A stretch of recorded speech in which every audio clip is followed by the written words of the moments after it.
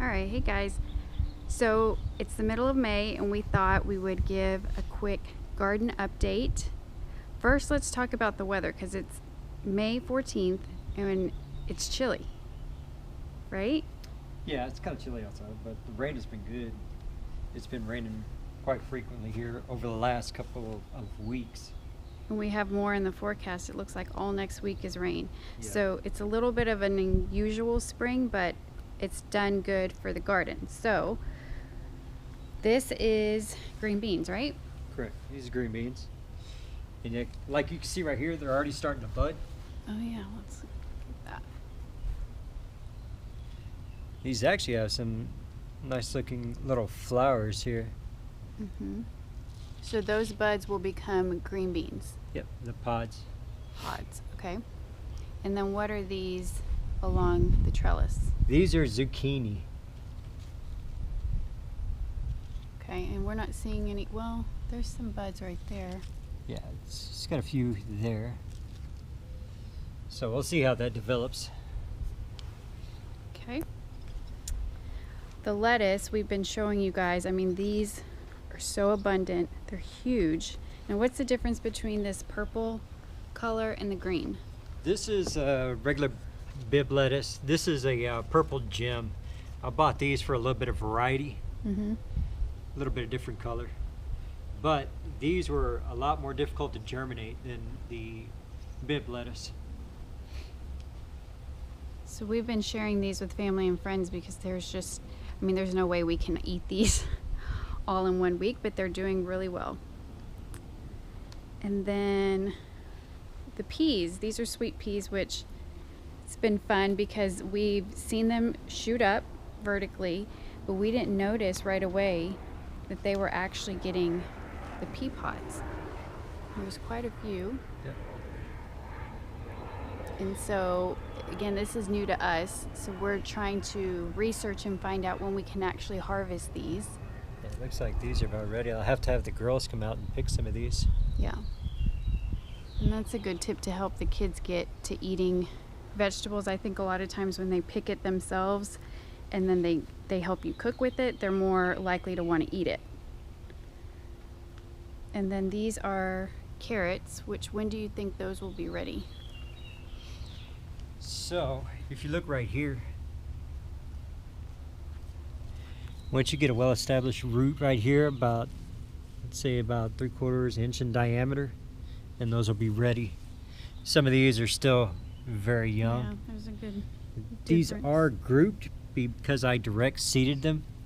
I just stuck the seeds right in the ground, and I was letting those develop. Okay. So this is my flower box. This whole box is just for flowers. So these are celosia. You have like a fuchsia color, pretty yellow color, more fuchsia than yellow.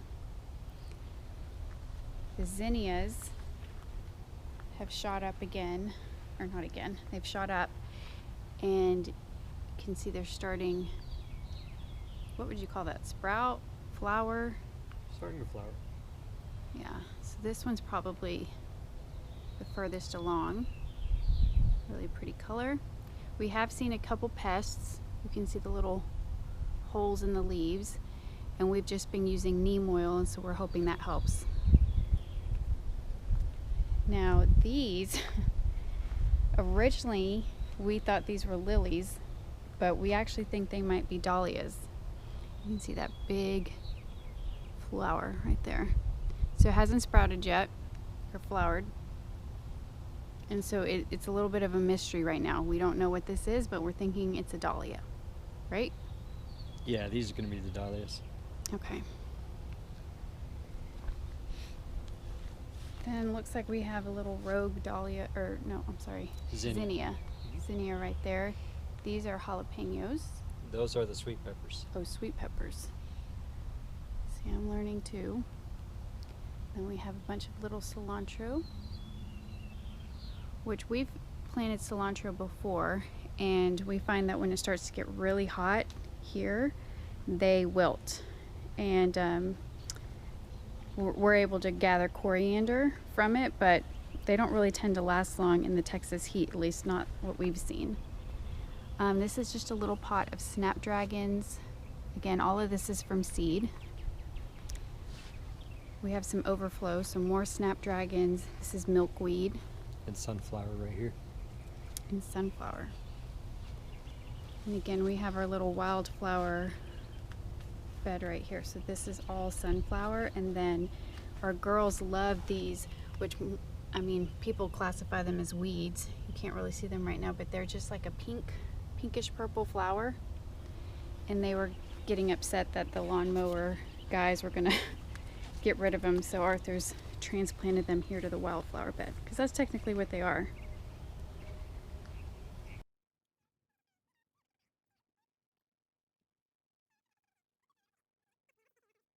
So one thing I do remember reading about in regards to tomatoes, we have some over here, right? Yep. So one thing that I've learned is you don't want the leaves to actually touch the ground, because they'll get something called blight and it will kill the entire plant. So what you'll want to do is, as soon as the leaves start to touch the ground, you just clip those off. And it should actually help the tomatoes do better. And here, a little tomato. I think this is a Roma variety. Oh, here's another one. So we think that they're doing better in the greenhouse right now just because it's been unusually chilly here. The tomatoes that we have out in the garden are not, I don't think they're sprouting with tomatoes yet, are they? No, they aren't. They're not as well grown as these. And as you can see, the cilantro is also doing Oh well. yeah, much better. So that warmer temperature has been helping these as well. So this over here is peppermint, which grows abundantly.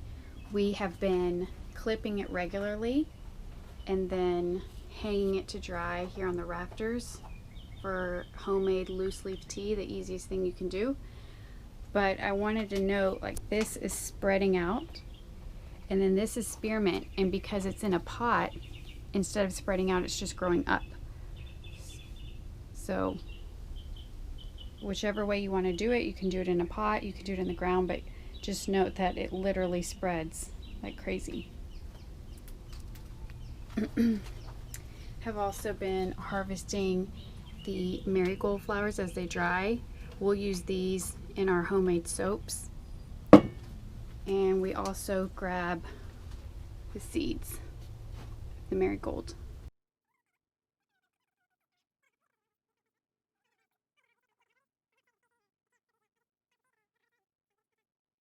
The basil's doing well. We had some of that last night with tomato, made a caprese salad with mozzarella. That's doing really well.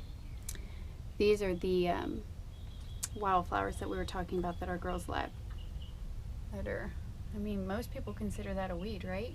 Yeah. Anything that flowers, we try to keep.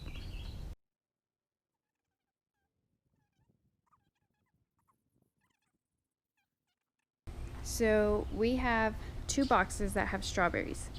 As you notice, these look much more full and abundant than these strawberries over here. So what is the difference between the two? So these right here, I planted these and let these go and just let them do their own thing. These right here, I've actually been clipping the buds for these. That way it gives them more nutrients to kind of spread their leaves a little bit more and bush out. So I've been carefully monitoring these. That way I can remove the early growth strawberries and the buds from the center. I mean, these look just, to me, much healthier than the other ones. Right. Now, of course, we don't see any strawberries because, like he said, he's been clipping those. So are you eventually just going to let them actually have strawberries? Yes, once we get into warmer weather, I'm just going to let it go and let those start to produce strawberries, start flowering and producing strawberries. Like we mentioned before, I mean, you can see the line of beds that we have, but we want to get more. That, of course, is just a timing thing. It takes time to build these out and to stain them.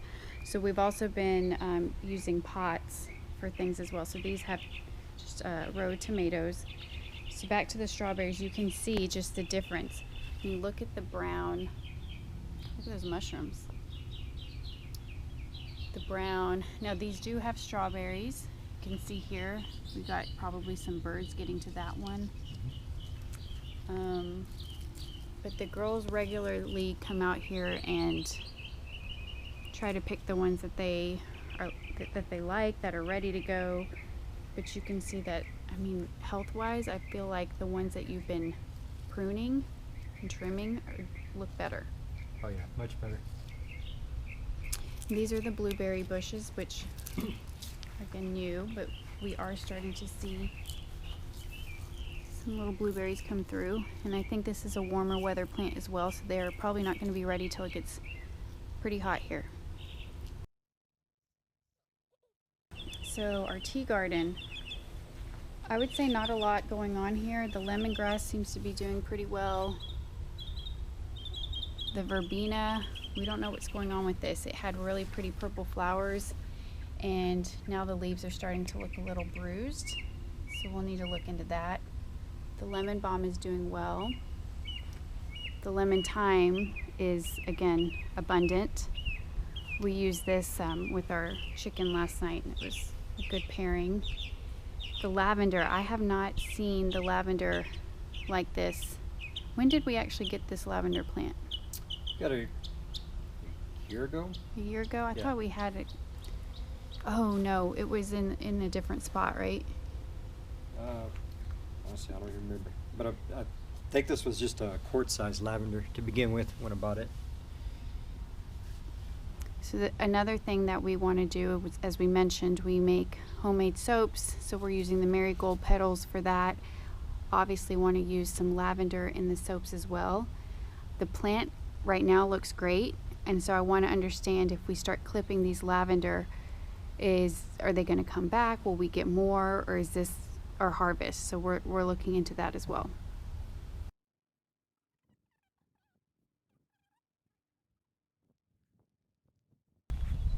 All right, so we have been waiting patiently for these flowers to bloom. And we also made a mistake here. We thought these were dahlias. But then the more that we looked at them, I mean, these pods shot up. They started to look like lilies, and that's what they are. I don't know if they're a part of the lily family, but they're called Lilium. It's a Grand Paradiso lily. Lilium. So we have our first bloom. Look, there's one of those pests on it. You can see that pest. That's what we've been seeing on our flowers. So we've been spraying the neem oil. This is a really pretty it's like a peach orange. You see that pest? They're really quick.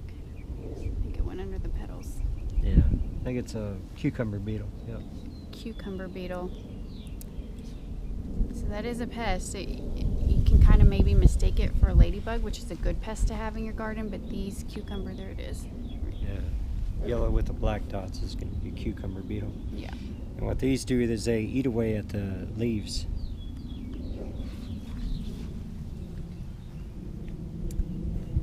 So we try not to kill anything, again, because we're pesticide free, but we just want to get them away from our plants. And so there's different techniques that you can do. I mentioned the neem oil. There's diatomaceous earth, which I think would actually kill them.